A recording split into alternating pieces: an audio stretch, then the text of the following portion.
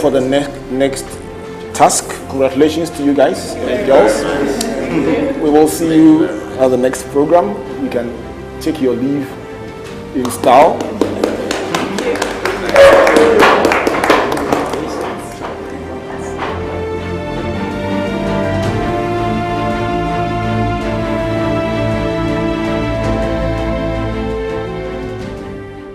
For the benefit of all of you here, M2 Rock stood out because of their great communication. Their designs were deemed as being fantastic. They had fantastic ideas and they pursued it without relenting. The team that did not get the approval of the committee evaluating your performance, or the team that scored the lowest mark, was Tiger. Gladys, what went wrong? Okay, I think that generally, with regards to the team, the faculty, they thought that our idea of selling Ebola was not the very best. And so they thought that we could have had a better idea of printing something else in the shirts rather than the Ebola. But we thought that our Ebola brand is a crisis. Ebola is a crisis situation now, and our brand, we have been able to, as business people, we've been able to identify a business in the current situation, and so as and when the time comes, we can rebrand. But they thought that it is not a business that is sustainable. I believe that was what the problem was. With the benefit of hindsight, were they wrong? Well, I personally believe that there is rebranding. I believe in rebranding. And so as and when there is a business, for instance, when there is football, people sell t-shirts for sports. When the time is over, the t-shirts go off and then they do something else. So I think that is what we thought we could do. Now that there's an Ebola situation, we have developed a business out of the crisis situation, and then the next time we can rebrand and do something better.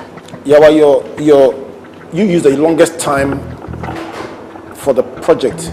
Wasn't it a case of the public not responding to your product offer? I personally do not think so. We had a lot of time at OSU where business was a little slow for us, and we believed that we should move on. But at that moment, we had to wait for one of the staff. We had to wait for him at that moment, and that was the reason why. But basically, I think that the team that assessed us was thinking that we focused too much on the corporate institution, the individuals of the corporate institution. That's how come they feel we could have done better. We had basically two target groups: the individuals of corporate institutions, as well as street sales, which categorizes all manner of people. Open space, everybody is in there. You find the rich, you find the regular people, students, every manner of person is on the street. But I think on a broader sense, we have really covered a wide range of people on the market. Kofi, typically for fixing a price, you need to consider the market well. Would you say that you targeted your audience properly? Yes, I would say yes in a sense and no in another sense. This is because we know that with the corporate people, their disposable income is quite higher. And then with those on the street, the average normal Ghanaian on the street cannot afford, to buy a t-shirt at a price of 30 cedis. So in the planning stage, we didn't take that into cognizance. But when we went on the field, we realized that, and then we had to change. Theo, you left OSU after 1 hour. Yes, please. Why? We left OSU because we were behind time. But upon moving to our next marketplace, we were able to sell all our products because we put in much energy. We were determined to sell. So we were able to sell all our products. Was OSU a mistake? No, please. Not at all.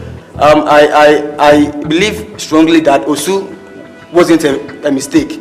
Because when we went to OSU, the reception was so great. The people were in love with the Ebola message.